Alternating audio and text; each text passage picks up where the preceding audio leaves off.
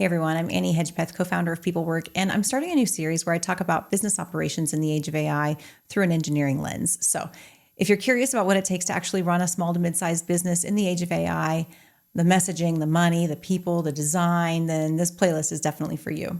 My husband Michael and I started this business a couple of years ago, helping folks with the people side of their jobs.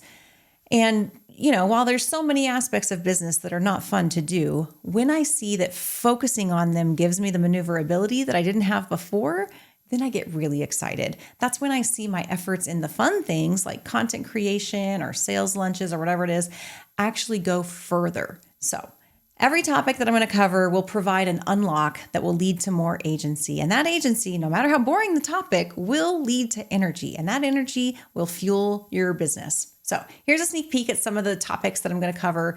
And we're going to start with AEO, answer engine optimization. So how do you get AI to recommend you? And then we're going to move on to design. I know you're probably using AI to help with your design, but let's learn the impeccable tools so that our design is actually ours and it has a thoughtful and tasteful approach. And then this wouldn't be a PeopleWork video without talking about people. So we're going to talk about how the relational work that you do compounds all of the rest of the work that you're doing.